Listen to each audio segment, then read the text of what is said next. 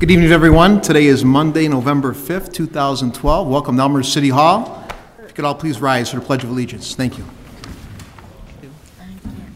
Pledge allegiance to the flag of the United States of America, to the republic for which it stands, one nation, under God, indivisible, with liberty and justice for all.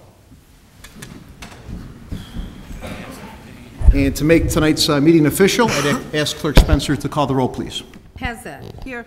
Budenhoff. Here. Leader. Here. Dunn. Here. Graham. Here. Polumsky. Here. York. Here. Hipskin. Here. Healy. Here. Levin. Here. Kennedy. Here. Morley. Here. Wagner. Here. Mulliner. Here. 14 present, 0 absent. 14 present, 0 absent. We have an official quorum. And tonight we have a special occasion here, and it doesn't happen too often, but we are swearing in our brand new police chief, Mr. Michael Ruth. And before I ask Mr. Ruth to stand up and meet me at the podium, I would just like to indicate that this was an extensive search. We saw some of the best of candidates throughout not only the state of Illinois, but nationally. And Mr. Ruth stood out amongst them. And I have to congratulate City Manager Grabowski, Assistant City Manager Kopp, Alderman Pat Wagner, and myself and the selection committee, and this entire city council, I think, for picking a wonderful individual to lead our city and keep our city safe. So with that, I'd ask Mr. Mike Ruth to meet me at the podium there for the oath of office.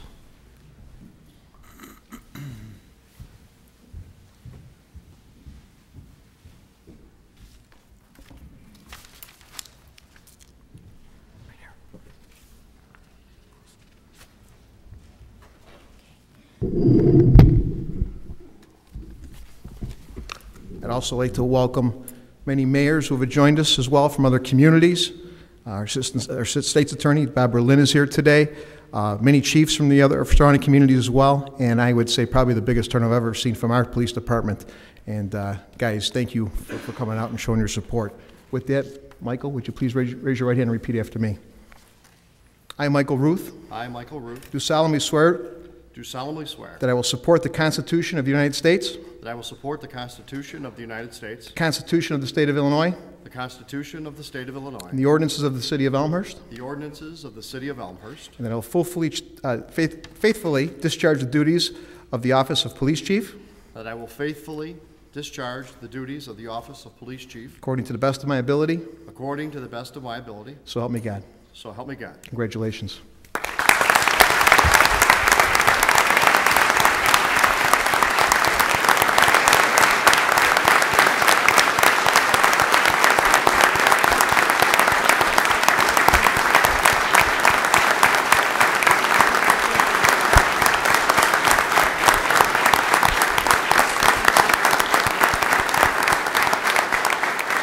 Along with Chief Ruth is his lovely wife, Sue. Sue, I'd ask you to come up and join your husband. And I would just like to say welcome. You are the leader of our police department and the leader of, I think, a great community. And I know you will keep our residents safe. I know you'll keep the morale in this department at a very high level. That's important for us. And I'm just elated that you are our chief. So congratulations. Thank you, Mayor. Absolutely.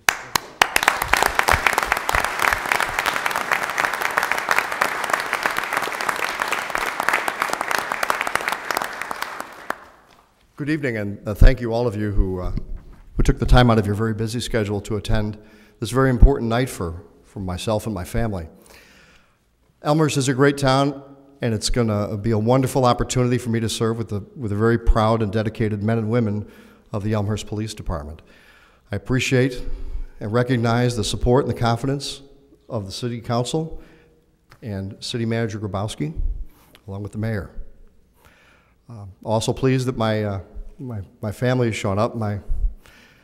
I always say my older sister because it always got under her skin, but my youngest sister Laura, and her family, her daughter Sarah, and my brother-in-law Dave, my cousin John. So also many other people throughout my career that have really made a phenomenal influence on myself, and I think oftentimes we forget the impact that we can make on people's lives. in law enforcement will come into contact with people at probably the most difficult times of their life. And we may only have contact with them for a few minutes, but they'll remember that for years and years and years, and 30 years and 40 years. And it's not uncommon for me to hear stories about how residents of Elmhurst were treated by the police when they had a minor incident that occurred 35 years ago. And those are the type of stories that will continue, and will continue to provide the highest level of service as I serve with the proud men and women of the Elmhurst Police Department. Thank you.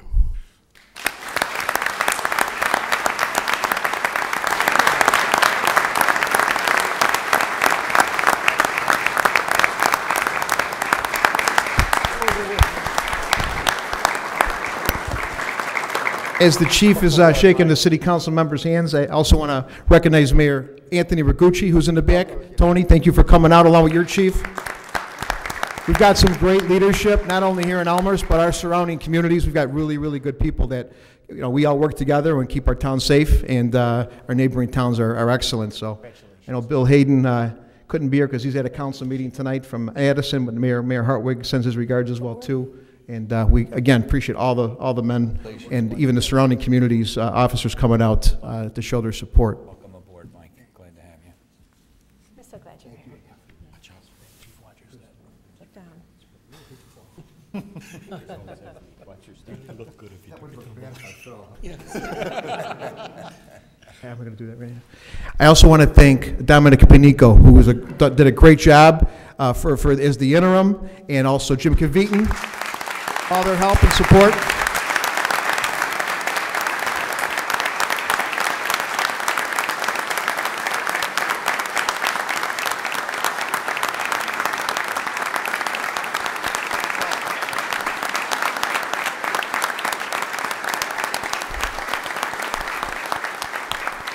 Elmhurst has an excellent police department, and it's because of the leadership that makes us so good, and because of our men. Many of those guys on the patrol division are all out here, our detectives, our sergeants, our commanders. Thank you for all your help. God bless everybody. Yes, you are absolutely right.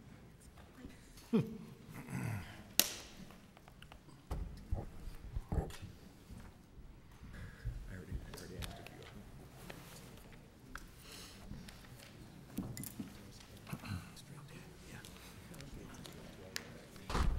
We also have some more cake downstairs in case the party would like to continue downstairs. We welcome enjoyment in the city of Elmhurst. If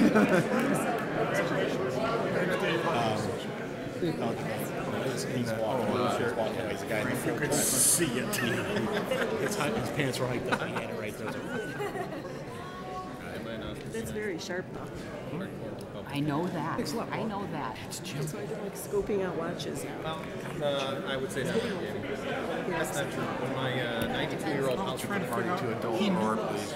I was the house manager. What was that? Yes. I don't know. It's a bummer. Yeah, at 92. That. Okay. Very good. This was some paper now.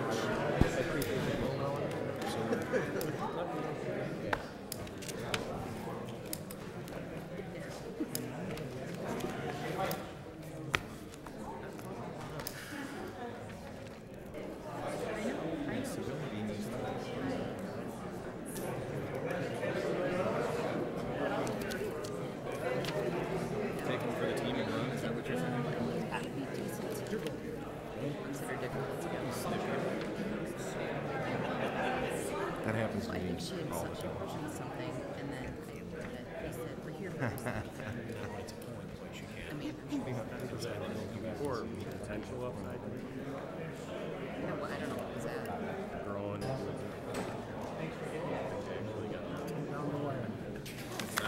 Yes, and these are things that are not, you don't learn that sometimes. You don't know by I then. know, I saw that.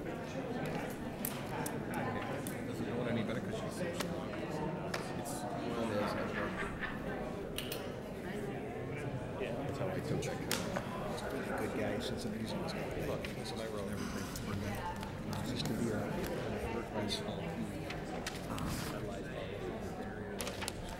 End of a crazy. good guy.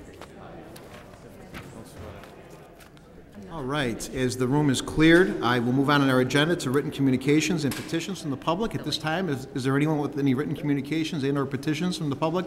Please rise and present those to Clerk Spencer at this time.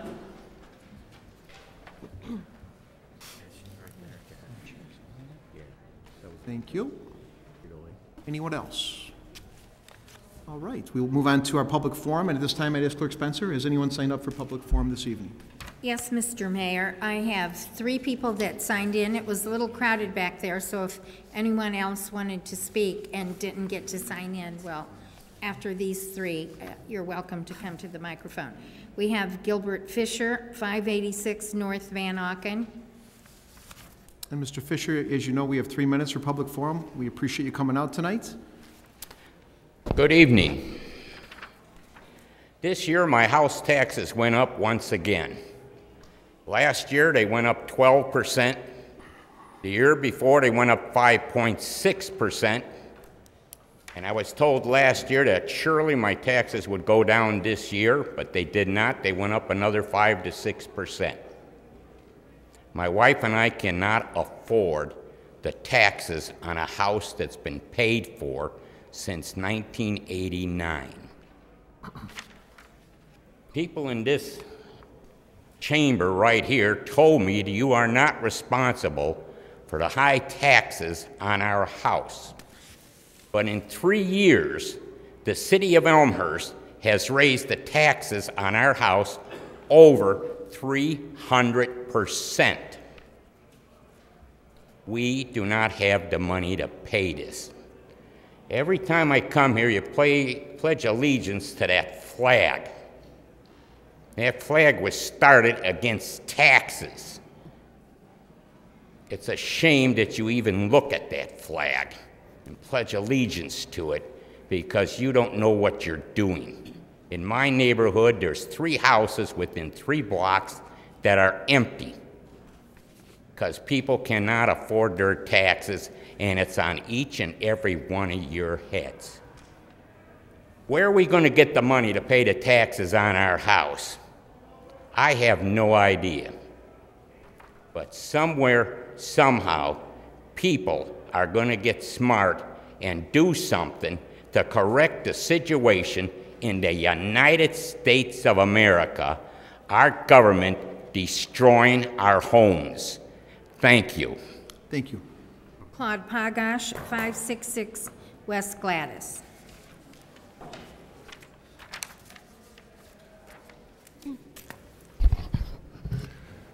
My name is Claude Pagach. I live at 566 West Gladys. Mayor, I saw your flyer in the paper. Interesting, but liked a few details. During your tenure in office, I got a $1.50 tax on a gallon of gas. I got property tax increases ever since you sat up there. My water bill has gone up, sewage bill has gone up. I got a parking garage this town couldn't afford unless Metro came up with $2.5 million, $2.5 million. He gave me a TIF. Only thing that's going to do is increase the bonding of this town. That's all it's going to do. It's going to cost me. I doubt if I'll ever pay it off. I'll be dead first. Yep. And now you got another parking garage. You can't pay for it. It'll be another bond issue. And what I don't understand, you said you lived in this town. You went to school in this town. And from day one, when you walked in, the major problem in this town was the flooding on the south side. Not one thing other than spending $1 million for some engineering report after engineering report to put on a shelf. And nothing is done. Couple sewer lines, couple lining. Now, we elect officials because we think they'll solve the problems, or at least make an attempt. In your tenure, You haven't. And you used every excuse in the book. You had a committee to tell you what taxes should be put in.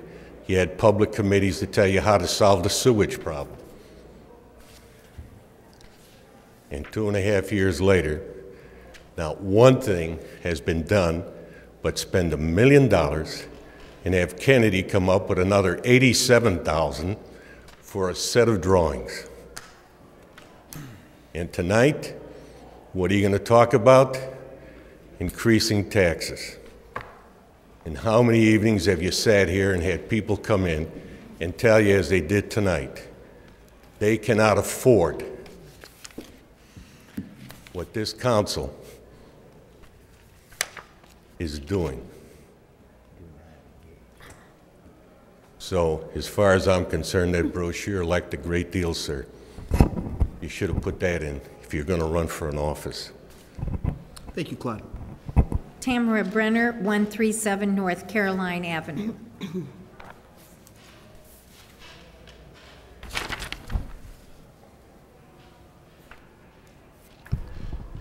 Tamara Brenner, 137 North Caroline. So on tonight's agenda, we're going to be approving a resolution that has a contract between the city and Arco Murray for preliminary due diligence on the Addison Street parking deck project. I was curious about a few things regarding this resolution. I understand that this was based on a report that was passed in July, the first meeting in July. It's now November, it's 4 months later, so it's kind of odd that it took 4 months to get this resolution finalized from back in July. Also, we need to have a supermajority vote on this because competitive bidding is being waived for this project. I'm also curious why in the report back in July it doesn't really talk about competitive bidding being waived back then. I'm wondering if competitive bidding being waived for this design stuff was referenced in the February 2009 development report, which is referenced in the resolution. I'm not familiar with that document yet, but I plan to get familiar with it soon. And I wonder if we waived things back then. If so, we should probably still be discussing them because people don't remember probably back that far. I'm curious also about the fact that this project doesn't matter whether we're building a 4-story or a 6-story building. Apparently we still don't know whether we're doing 4 or 6 stories. I haven't heard any discussion about that out here. I do know that there's a brochure available that was mentioned a few meetings ago and that is readily available online that says that there's available for lease office and retail space as of the 4th quarter of 2013, which is just a year from now, even though we don't know whether it's a 4 or 6-story building.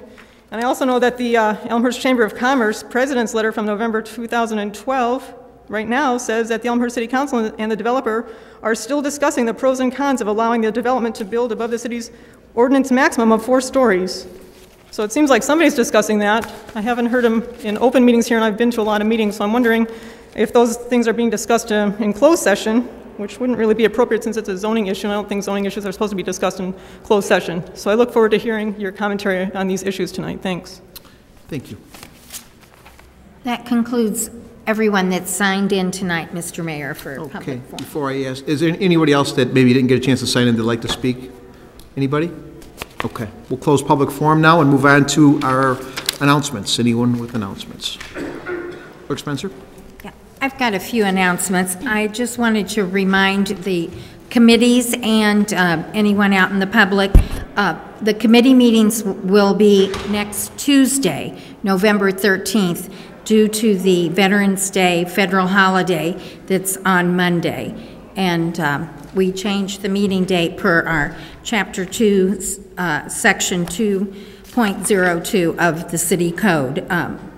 If it's a federal holiday, we honor it. But City Hall will be open their normal business hours on Monday, the federal holiday. And just wanted to say tomorrow's Election Day, and if anyone needs to know where they go to vote with polling information, you can call the DuPage Election Commission, 630-407-5600. And just a little statistic, I'll run by you on our early voting that was held the last 2 weeks at City Hall. There were approximately 4,000 people that came to vote, and the administrative office entertained or signed up 500 new or address change, whatever you want to say, transferring voter registration. So that's quite a bit. Very good. Thank you. Anyone else for announcements? Alderman Gutenkopf. Thank you, Mr. Mayor. I just want to remind everyone that on Friday, this week, Friday, November 9th, from 4 to 9 p.m. at Wilder Mansion, it will be the second annual holiday market. This is a benefit for United Community Concerns. The market will be also open on Saturday, November 10th from 11 to 5, and the admission will be free. But if you come on Friday night, your admission of $20 will support United Community Concerns Association. Very good. Thank you. Anybody else for announcements? Okay, we'll move on in our agenda to our consent agenda. And at this time, I'd ask if anyone has a question or may want to vote no on any particular item to indicate that now. Alderman Brown? Thank you, thank you, Mr. Mayor. Item D is in David. Item D. All righty. Anybody else? Okay. Hearing no other items to clarify, I will ask for a motion and a second to put the consent agenda and to approve the consent agenda in its entirety, less item D. Anybody with a motion and a second on that? Alderman Dunn with a motion, second by Alderman Pezza. Clerk Spencer, if you please call the roll. Dunn. Aye. Pezza. Aye. Gutenkopf. Aye. Leader. Aye. Graham. Aye. Polumsky. Aye. York. Aye. Pipskin. Aye. Healy. Aye. Levin. Aye. Kennedy. Aye. Morley. Aye. Wagner. Aye. Mulliner. Aye. 14 ayes, 0 nays. 14 ayes, 0 nays. The consent agenda passes, less item D. And at this time, I'd ask Clerk Spencer to, actually, this is just a referral, it looks like. Okay. Needs a motion, though. Need a motion and a second on item D, please. Actually, ask Clerk Spencer to read the referral. Oh, I apologize. Okay. Want me to read? This is a memo to Mayor DeCiani and members of the City Council regarding North York Plan, Alderman Polumsky and Leader. It is respectfully requested that the attached request from Alderman Polumsky and Leader that the city consider developing a North York plan to include design guidelines like the downtown plan, addressing 13 categories listed therein, be referred to the Development Planning and Zoning Committee for review and recommendation back to the City Council. Respectfully submitted, James A. Grabowski, City Manager. All righty. And at this time, I ask for a motion and a second to put this particular item on the floor, please. Alderman Polumsky with a motion, second by Alderman Leader. Discussion. Alderman Brown? Thank you, Mr. Mayor.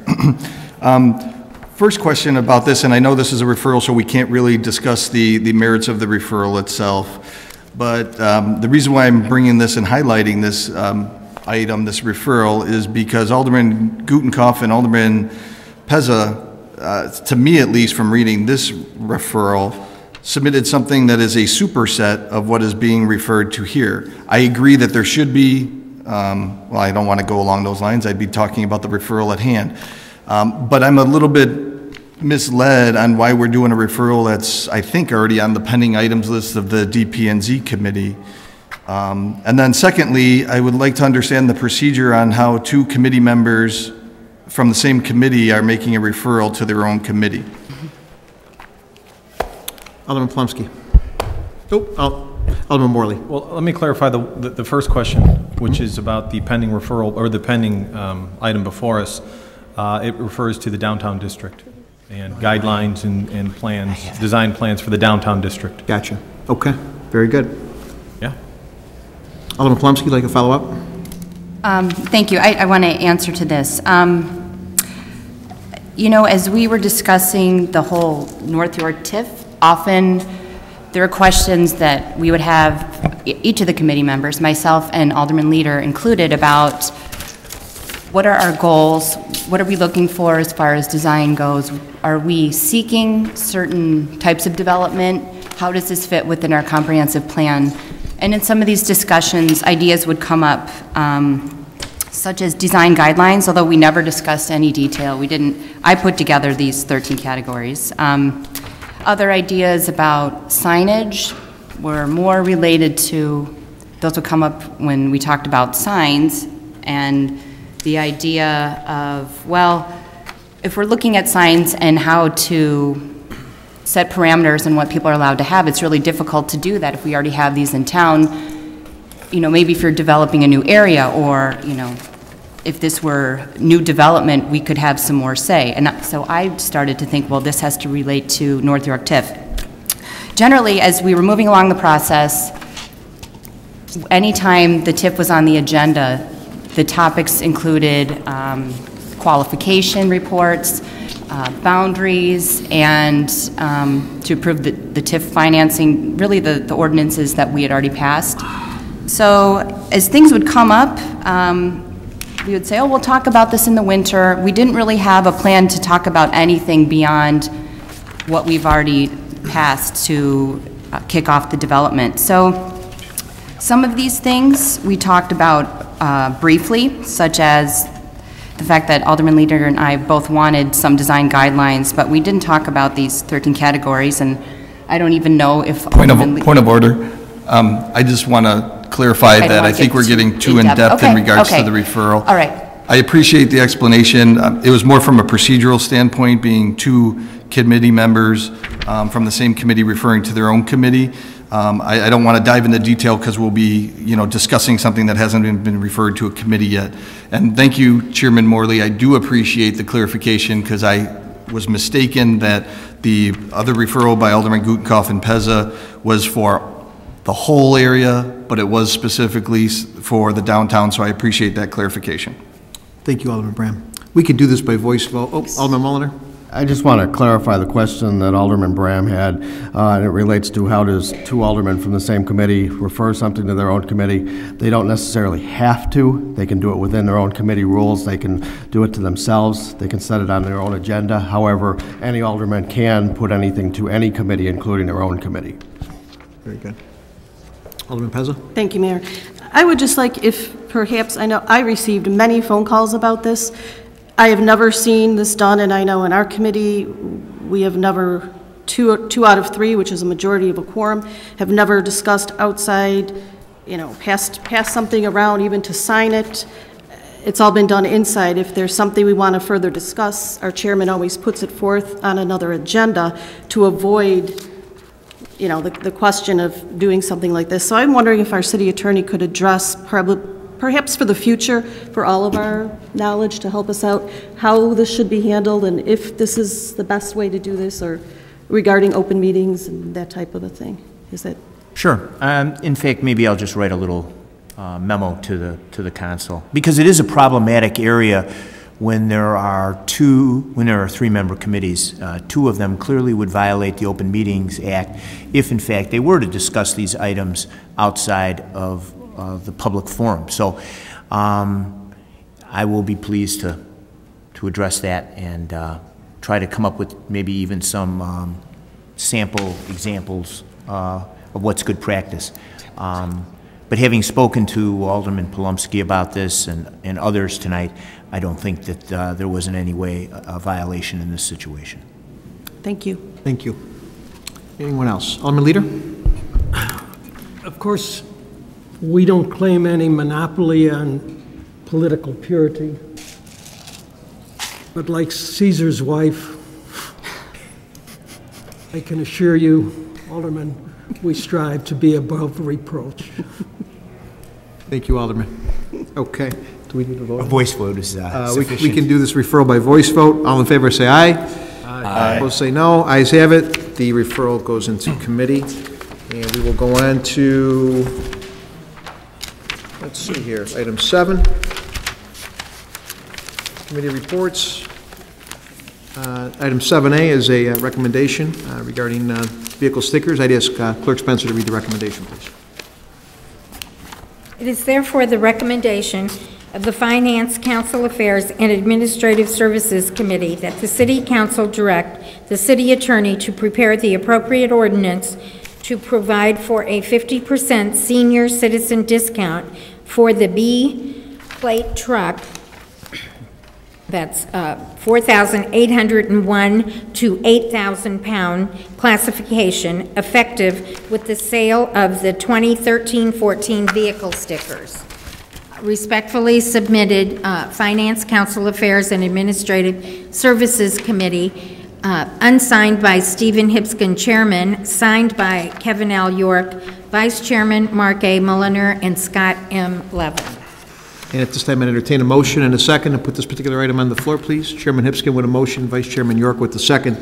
Discussion, Mr. Chairman. I didn't sign this report. I was gone on business last week. Okay. Did not have a chance to make the meeting. I fully support this. I think that it's a great idea. It's actually a response to the community and violation of not being in violation of the Open Meetings Act. I didn't have a chance to discuss this with any of the committee members, so I will actually let the committee talk about this and why this is a good response to the community. Mr. Vice Chairman York. Thank you, Your Honor. As the report states, last year, after the when the vehicle sticker forms were delivered to the public, it came to our attention, collectively our attention, that there were quite a few more people that had bigger trucks as their primary vehicle who were seniors and qualified for this, for the discount. As you all recall, we changed the discount rates for seniors from 25% of the regular fee to 50% of the regular fee, which is in line with all the neighboring communities around us. However, we failed to take into account the number of senior citizens that use as a primary vehicle these larger trucks.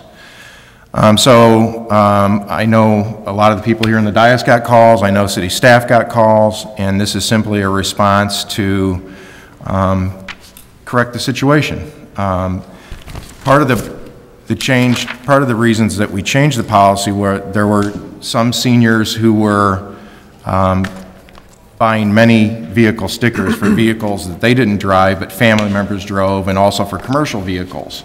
So that's why we kind of tightened things down a little bit to begin with, and then when we did that, we just simply kind of missed it on the pickup trucks that are our primary vehicle for senior citizens. So I wanted to have this on the report part of the agenda so that we could just make everybody aware that we overlooked this one, but we've making this attempt tonight to get it right. Thank you. Good. Any other questions or discussion? We can do this by voice vote. All in favor say aye. Aye. Aye. Opposed say no. Ayes have it. The report passes. On to item 7B. It's another recommendation. Clerk Spencer, if you'd be so kind to read the recommendation, please. It is therefore the recommendation of the Finance, Council Affairs, and Administrative Services Committee that the City Council approve resolution. Am I on the right thing? Yes. Okay. Resolution number R64-2012 to comply with the Illinois Truth in Taxation Law requirement. We're this report first. We're going to do the resolution later. We'll do the resolution. Oh. And the resolutions. Here, What you can did just I read do? that one right there. It's a city thing. Oh, okay. I thought I didn't think it was the resolution, but I don't see my, okay. Which is the Yes. report resolution regarding estimated property taxes to be levied for the 2012 tax year. And why don't I? It's a report. Something got messed up here. Bear with me. I've got it here. 2012 tax year. Where's, I don't have the committee report. I'm sorry. I don't have it printed out. Thank you. Okay. Let me read the recommendation again of this committee report, and I'm sorry for the confusion. It is therefore the recommendation of the Finance, Council Affairs, and Administrative Services Committee that the City Council approve resolution number, did I just read that? R64-2012 to comply with the Illinois Truth in Taxation Law requirement. Respectfully submitted, Finance, Council Affairs, and Administrative Services Committee, signed by Stephen W. Hipskin, Chairman, Kevin L. York, Vice Chairman, Mark A. Mulliner, and Scott M. Levin. And at this time, I ask for a motion and a second to put this particular recommendation on the floor, please. Chairman Hipskin with Vice Chairman York as a second. Discussion, Mr. Chairman. So this is a report about the resolution. This is, tonight we will, after this report, we'll come to resolutions and we'll look at Resolution R64-2012, which will actually be the resolution. We're putting a place out, we do this every year, this is procedural. We're putting out the resolution right now. We have a number that it's a placeholder.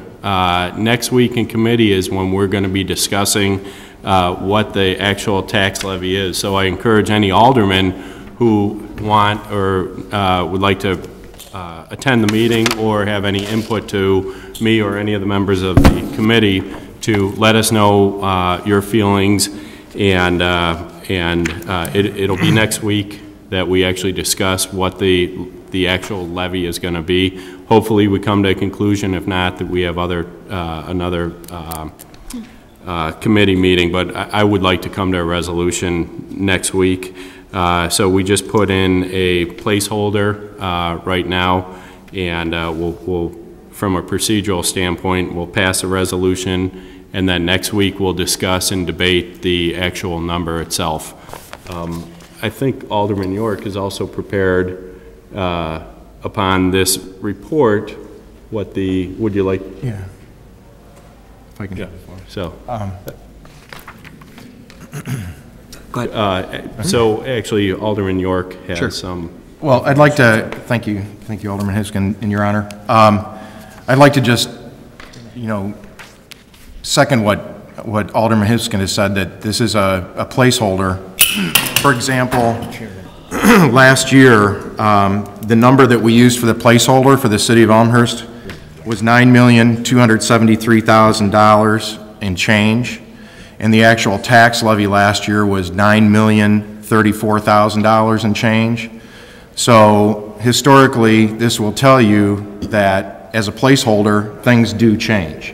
Last year, the number went down from the placeholder amount. So the other thing that I'd like to bring to everybody's attention is that as we move along and try and get a little bit more clarity and information in our reports, we've got some bullet points in there that I think are helpful for the City Council, and there's also a schedule attached to the report that shows the different components of the tax levy, and so everything is laid out there so that you all can see what we discussed in committee and came up with the numbers leading down to the placeholder that we're going to use for this year, so which is the $9,458,000 and change.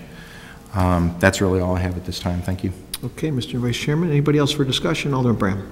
Thank you, Mr. Mayor. Just a quick question, not to dive too deep here in this report, but the additional information that was supplied with this report, the one line item, the corporate for Elmhurst Memorial Healthcare Campus, new growth, looks like it overly doubled from 198,000 approximately last year to 441 and change this year. Can someone speak to that number and why did it double? Vice Chairman York. Thank you. The number increased because there was more property actually added to the tax rolls from last year. So this includes part of the Center for Health. Were there additional properties, Marilyn, besides the Center for Health, or that was primarily it, correct?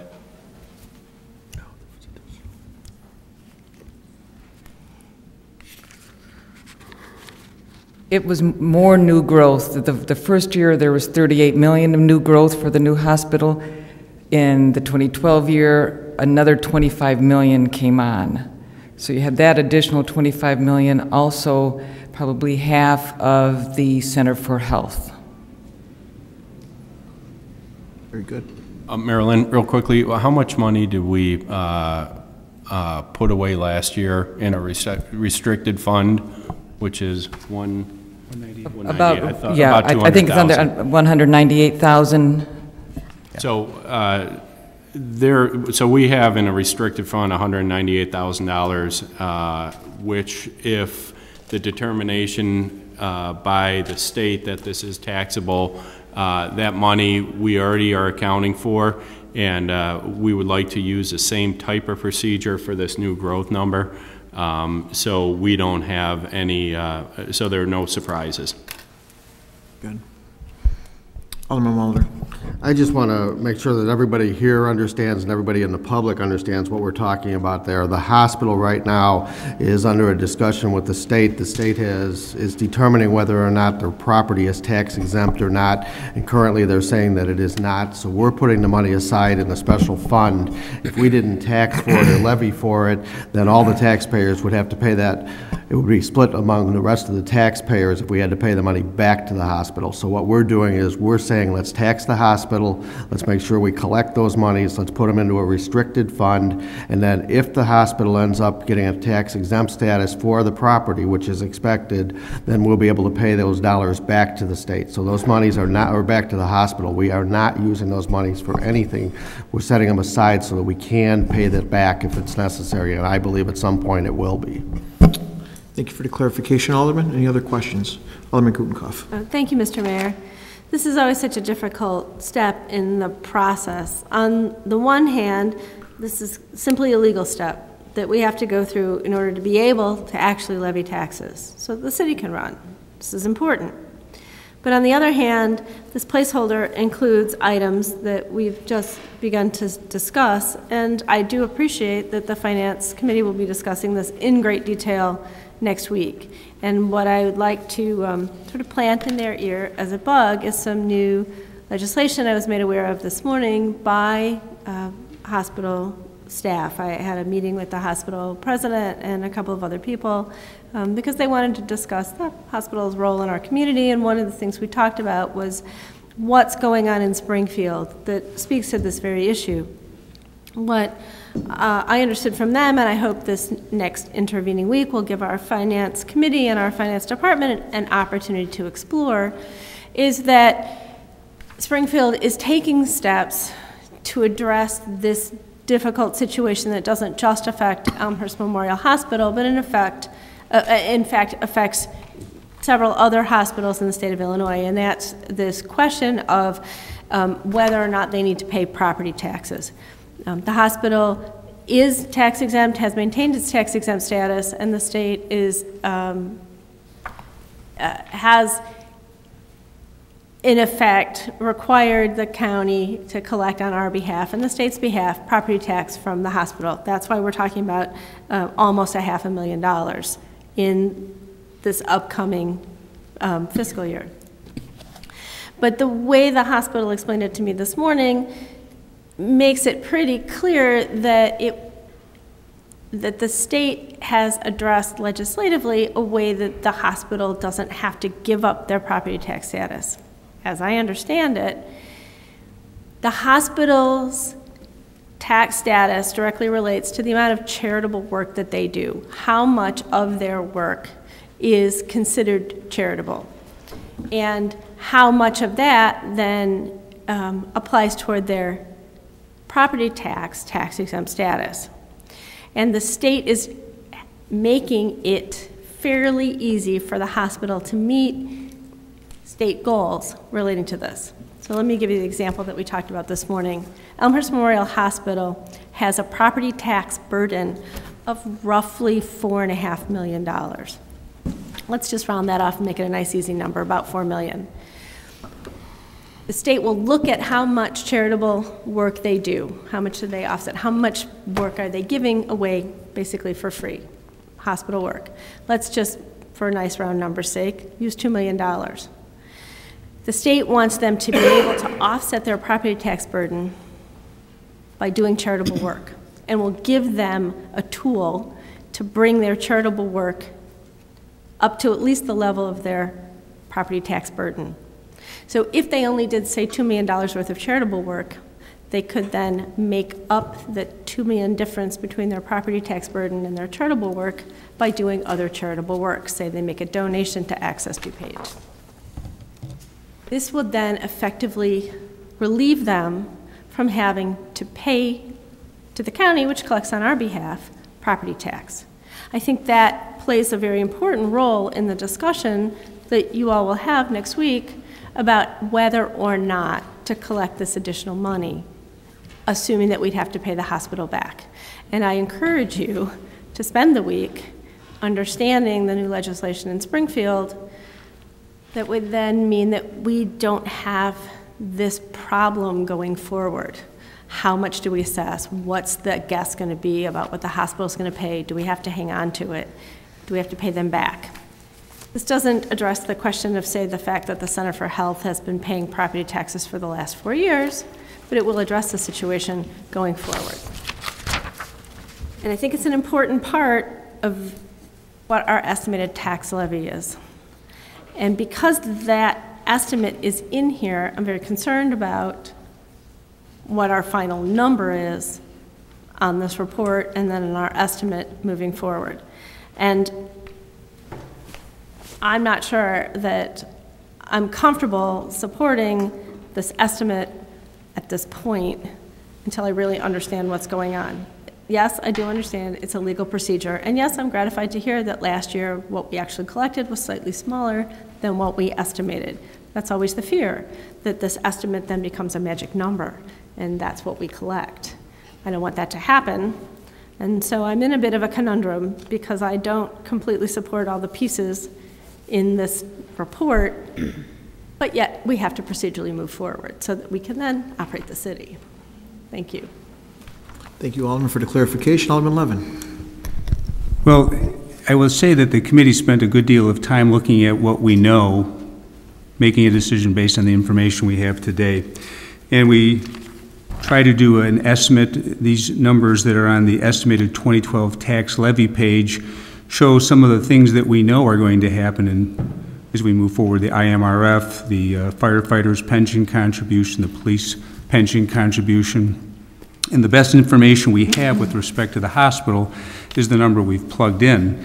The discussions of what's going on at the state level are really just discussions at this point. I don't think they've been finalized. And when they are, when it's been passed, then we'll have to deal with it. But, and I may be wrong on this point, but we're talking about the 2012 tax levy, and I don't know that that legislation is going to affect it for 2012. Might affect it for 2013. This report is an estimate of what we expect our levy to be based on the best information we have, but as Alderman York and Alderman Hipson said, it really has no bearing on what the ultimate number is going to be. Last year we put in, I believe, a 3% increase, and we wound up at 0. So unfortunately, it's an exercise we have to go through. I don't think this is the time to be debating what the levy might be, because it's not meaningful at this point. This is a casting of the best estimate we have for tonight. It's realistic. Then we have to do the hard work of figuring out what the levy is actually going to be, what's going to be included, and that's a discussion that the Finance Committee will have that and bring to this council, and that's the time I think when the council will want to ask the hard questions. Okay. Alderman Dunn. Thanks, Mr. Mayor. Alderman Levin mentioned that these are estimates at this point in time. I just a couple clarification questions on some of the line items. The first one being our debt service line item is estimated to go down, and I was wondering, is that due to some of the debt restructuring we had throughout the year, or did we actually pay down some of the principal on that and affect our actual payments? The second question is on the pension issue, with the firefighters' pension remaining flat, but the police pension going up by 6%. I'm just wondering what the background is on that, if any of the committee can comment on that. Thank you. Alderman York? Yeah, just to answer the question on the firefighters' pension, that's figured actuarially. We get a report each year from the state that looks at the current composition of the fire department, ages, so on and so forth, who's retired, and that's how that, and they factor in the assets that are and how they've appreciated or not appreciated, and so that's just a number that's in the hands of some actuaries. really, that's all there is to that. The first part of the question was related to, your first question related to? The debt service? The debt service is actually levied when the bonds are issued, but the change is due to restructuring the debts and the payment of principal and interest along the way. Thanks.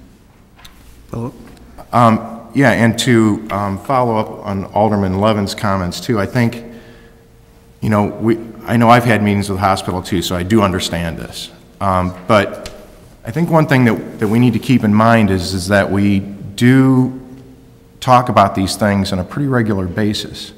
And I think it's important for everybody to know that we want to handle these things consistently and conservatively. In other words, we want to try and play by the same rules all along because we don't know what the end game is, and we want to handle it consistently, and we want to handle the money conservatively. We want to collect the money knowing that there is a chance that it's going to be a liability, so let's just get it now, separate it into an account. If we don't have to, if we have to pay it back, we've got it there to pay it back. If we, for some reason, the hospital isn't granted status, then we'd have to go back to the taxpayer at a later time because we don't have a lot of excess money in our general fund to make these kind of payments. So I think that's something everybody needs to keep in mind too, is the consistency and the conservativeness.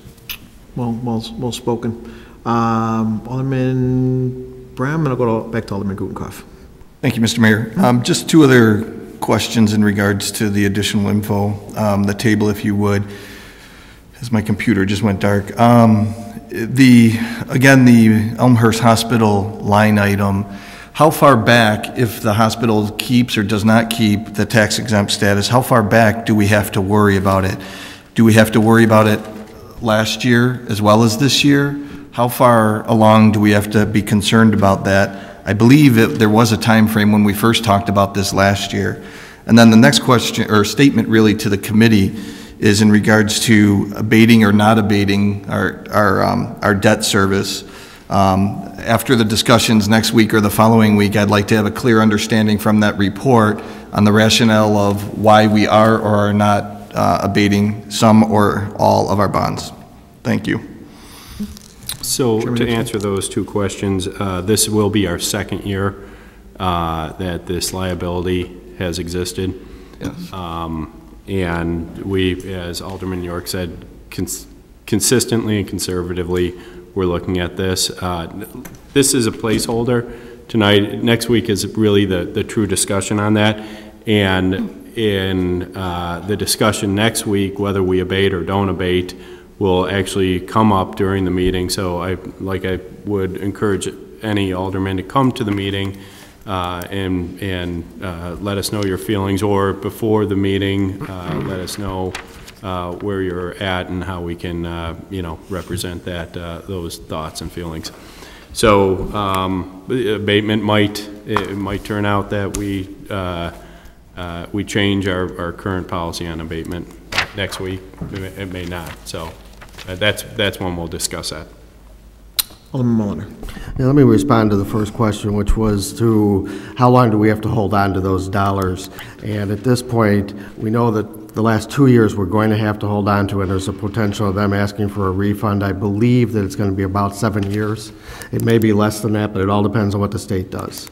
That would be a typical standard operating procedure, would be about 7 years, and then we could start using them, but the state may say something different to us. So I'm going to assume that we're going to have probably about 7 years in there. Thank you. Alderman Gutenkopf. Well, thank you, Mr. Mayor. My question relates to our pending fiscal year change. Could you explain to me how the pending fiscal year change is reflected in this and when that comes into play? You know what, I'm going to call on Marilyn Gaston. Marilyn Gaston. It's next year. 2013, short year, 2013. For the 2012 levy, there is no impact for our short 8-month fiscal year. The impact will come in our 2013 levy.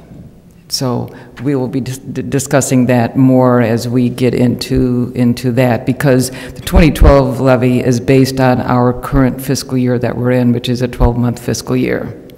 I know it seems a little bit backwards, but that's how it is. The levy is based on the current year's budget that we are in right now. Next year, we're going to be talking about the 2013 budget and 2013 levy.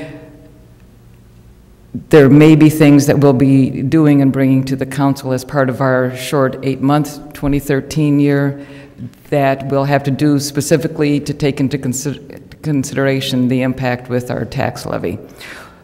To be perfectly honest, we don't have those pieces quite aligned yet, but it does not impact this year's tax levy.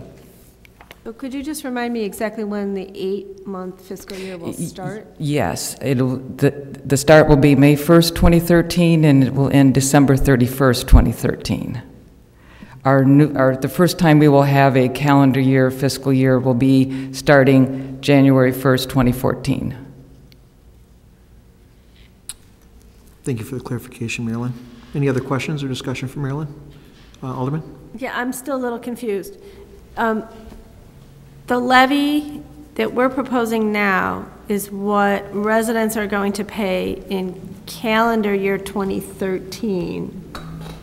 And it will feed the budget that starts May 1st, 2013, or the budget that, when, so we're levied based on 12 months, but it's for a year that will only last for 8 months. Which I know sounds backwards, but unfortunately the way, unless City Attorney Storino has any other better way of explaining it than I am doing right now, is the tax levy for the year we're in right now, the 2012 tax levy, is based on the current year budget. We don't look at the next year's budget and base it on the next year's budget. It's based on the current year's budget. From a cash flow standpoint, yes, those dollars are going to come in after May 1st. They're going to come in June and September of 2013, and they will be cash flow that will be used for paying whatever whatever the city has to pay at that time. Mayor. On 11. Well, I'm see if this helps at all, but anytime you get a tax bill, like when you get your tax bill in 2012, we're paying taxes for 2011. You're getting billed a year later. So I think that's tying into how our budget process is working. It will be easier when we get into a calendar fiscal year, but right now this is no different than we've always done it. Follow up? Go ahead, Alderman. So all of this will end up untangled in 2014 when we're actually taxing and budgeting within the same time frame, and we'll have the budget set before we set the tax. Right. Thank you. Yes. Okay, anybody else? Okay, very good. We can do this by voice vote. All in favor say aye. Aye. Aye. Opposed say no. No. Ayes have it. Okay, ayes have it, and we will move on to reports and recommendations. My report is pretty short. Actually, I know Alderman York was with me. We were down Saturday for the 28th state title that the York Dukes were able to bring home.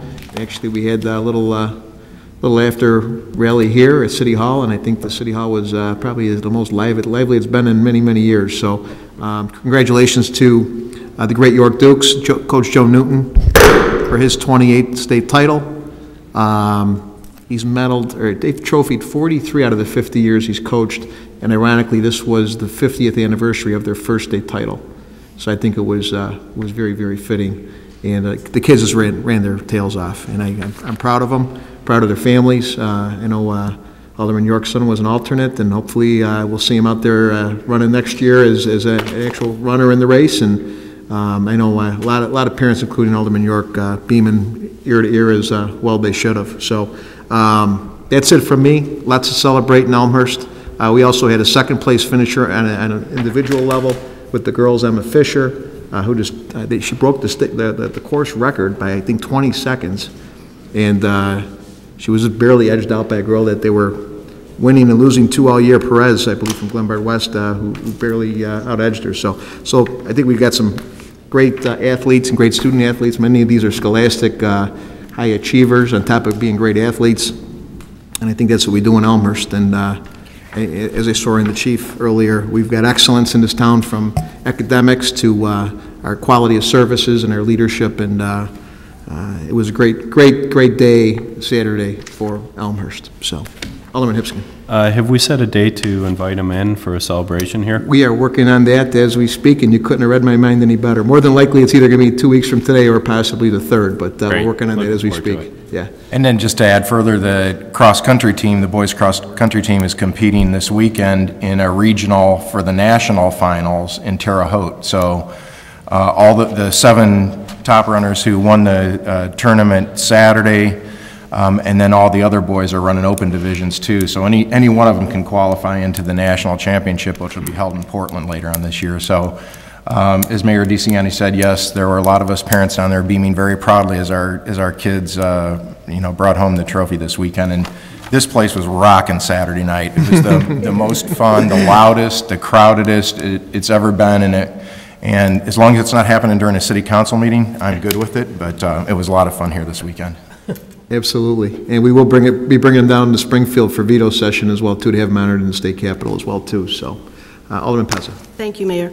I would like to give just a huge shout out to Public Works Director Mike Hughes and the Public Works Committee. And thank you for an excellent job. I know you worked very hard and long and put a lot of time and effort into the new garbage contract bidding process. Alderman Bram and I put out that referral a while ago, and you have been working on it consistently, and thank you. And I know other towns have really benefited recently from going out to bid and getting new contracts. And hopefully Elmhurst will reap the same benefits, and your efforts, I think, will be very fruitful for the residents. And you know, this is what we should be doing as a council, getting those contracts down, getting those fees down, instead of raising taxes and fees. So thank you very much. I'm very pleased with the process. Thank you. Very good, very good. Also want to give a shout out to our police and fire, who Saturday did a parade that was incredible. And if anybody's ever experienced the parade after a state meet, it's a forever moment, and you guys did a great job. So Dominic Panico and Jeff Bassador, you guys did it right. So those kids and their families were again, a forever moment. So I thank you. Go ahead. Alderman Kennedy. Thank you, Mr. Mayor. I just wanted to give the council and public a little bit of an update on our efforts in public works as it relates to the flooding issues and the efforts that we've had to make improvements. From a sanitary side of the equation, tonight we approved an ordinance for the engineering services for the Sailor and Jackson force main replacement. That includes the wet weather control facility. As you remember, that was the #1 action item that we had that came out of the citizens group, so we're happy that that's going forward. And some of the other activities that we're having on the sanitary side is we're going to start talking about the value of check valves, and you know, ultimately we got to remove stormwater out of the sanitary system. So just to give everybody an update, that's the first thing we're going to be looking at from there, and then a number of other policies going forward. Related to the stormwater side, I think there was some confusion last week, some things in the paper in terms of what we're working on. We're looking at that effort as 3 main items: the engineering projects that'll have to be done, the policies that we're going to have to look at, and the zoning that's going to come as part of that. So we've directed staff to get a list of those policies, to put a list together of the zoning issues, and we're going to start to look at those. In our next meeting, we're going to look at the Tier 1 projects that Christopher Burke had identified, because it's been a while since all of us have really understood those things again. So we're going to kind of start back and make sure we understand each one of those things. I did get a call from a member of the school board having some questions as to what was in the paper and whether or not we were going out and digging up the yard over there at Bryan to take care of some stormwater issues. But I made that person aware that, rest assured, you know, we have a lot of work to do, but I just wanted to pass on to City Manager Grabowski. We're probably going to want to put something together in first quarter where we can bring together the park board and also the school board kind of maybe in one grand session here and get a full run through of everything that we've looked at from Christopher Burke, RJN, and the citizens groups, so everybody can understand the priorities that we have in front of us and some of the efforts that we're going to have to take to ultimately deal with the problem that's been part of Elmhurst for a long, long time. And, you know, we have an effort to try and eliminate storm problems as we've known them in the past, and this is something we need to work on more and more, obviously. So thank you for your time, and please stay tuned for more activities. Thank you, Mr. Chairman. City Manager Kurowski. Probably not coincidentally, but I had a very similar conversation with the Executive Director of the Park District today. And I assured him that we would be talking to them shortly about where we're going, let them know that the Public Works Committee is looking at the priorities, and we're waiting for that so that we can start those conversations. Thank you. Yep. And that Park City School Committee, unfortunately, you know, Chairman Kennedy is on that himself. We definitely work hard to communicate and work collaboratively, intergovernmental. That's the only way we can get things done these days. Money's tight, resources are limited, and we're definitely working closely with those other governmental bodies, Mr. Chairman. You know, that's a good group, but it doesn't include everybody on those teams, so we really need to get all of those full bodies in here to hear the same message at one time. And right. Have the priorities set forward, so thank you. Thank you. Anyone else? Reports, recommendations? Okay. Move on to resolution, and I will need to waive rules on items A and C because we are approving the resolution on the same evening that we approve the recommendation. So just a point of clarification on both of those particular items. So, asked a motion to waive rules. Point of order? Yeah.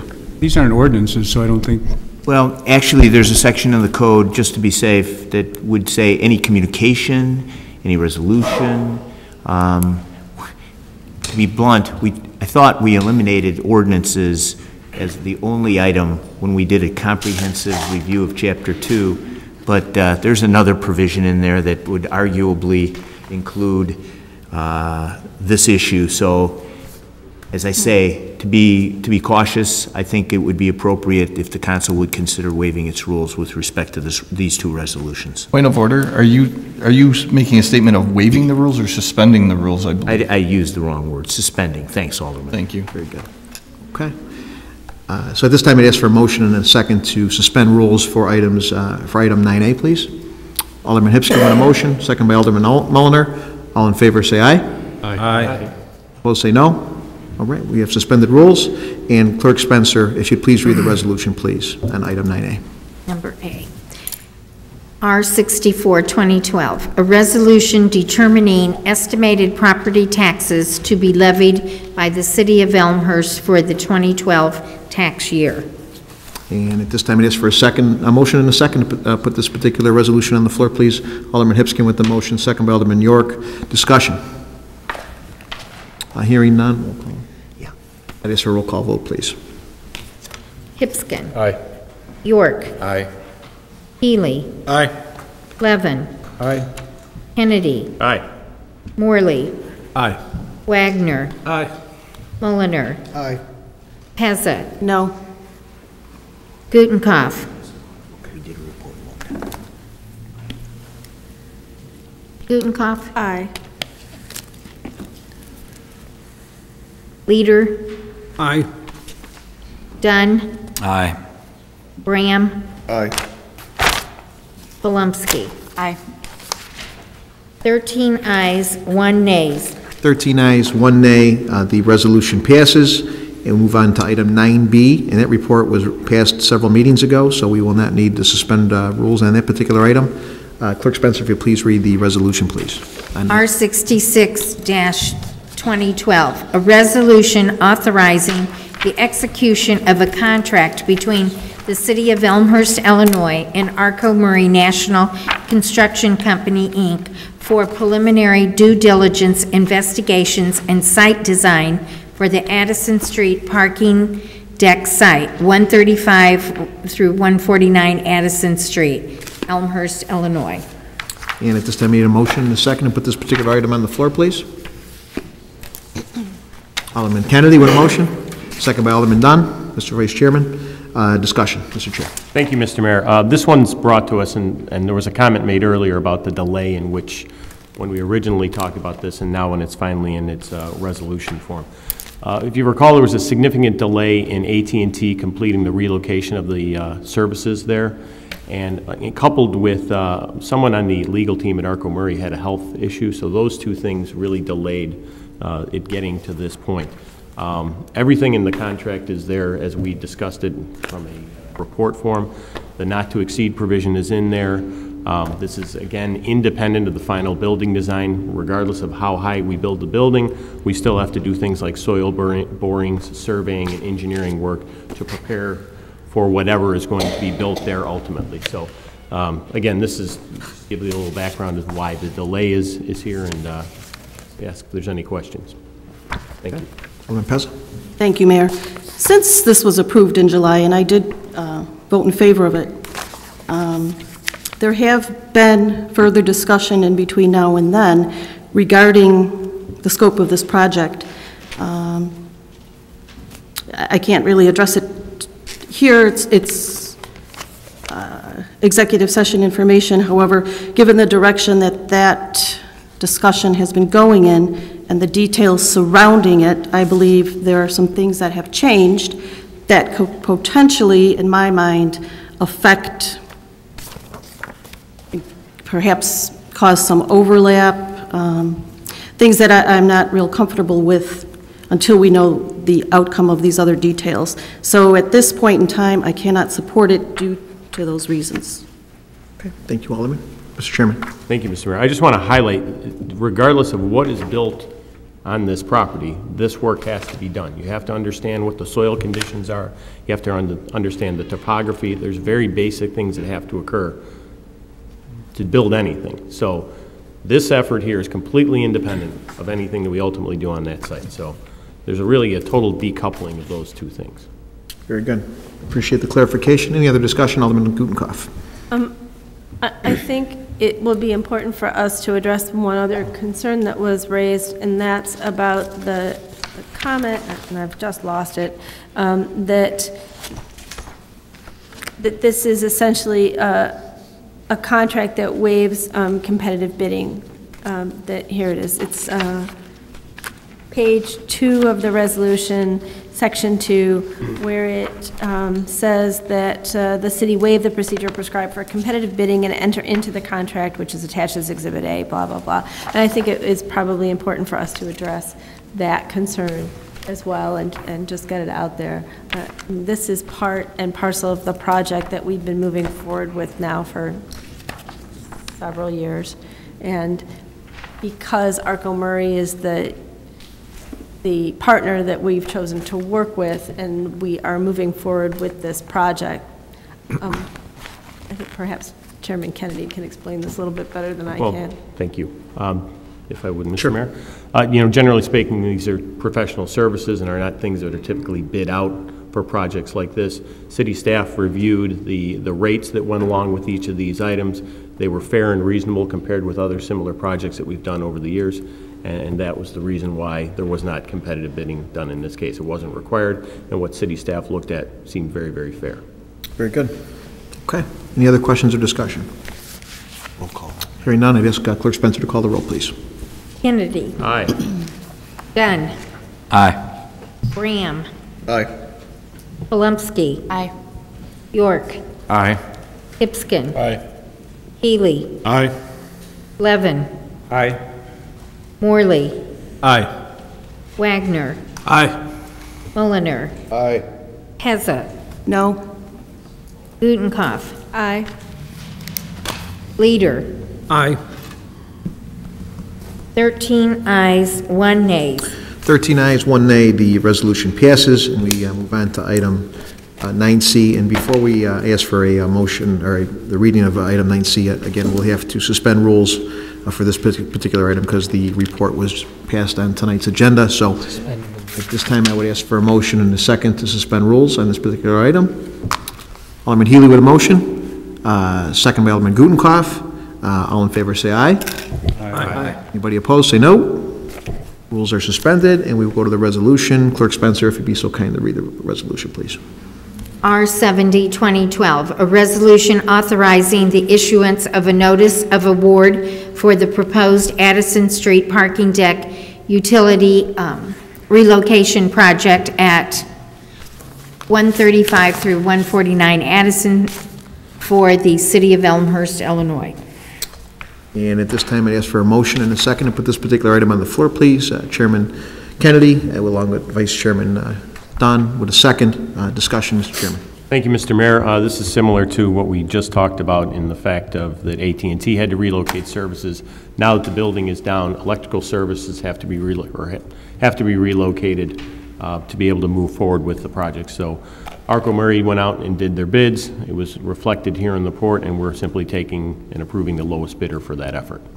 Very good. Any other questions or discussion? Alderman Pezza. Thank you. And just to make clear, I will support this. We did go out to bid. We saw the results, and it was a fair bidding process, so I do support this. Very good. Any other questions, discussion? Hearing none, I'd ask Clerk Spencer to call the roll, please. Kennedy. Aye. Dunn. Aye. Graham. Aye. Palumski. Aye. York. Aye. Hipskin. Aye. Healy. Aye. Levin. Aye. Morley. Aye. Wagner. Aye. Mulliner. Aye. Pezza. Aye. Gutenkopf. Aye. Leader. Aye. 14 ayes, 0 nays. 14 ayes, 0 nays, the resolution passes, and we move on to other business. At this time, is there anyone with other business? I hope not. Anyone? Hearing none, I'd ask for a motion to adjourn. Alderman Morley with a motion, second by Alderman Wagner with a second, and all in favor say aye. Aye. We are adjourned.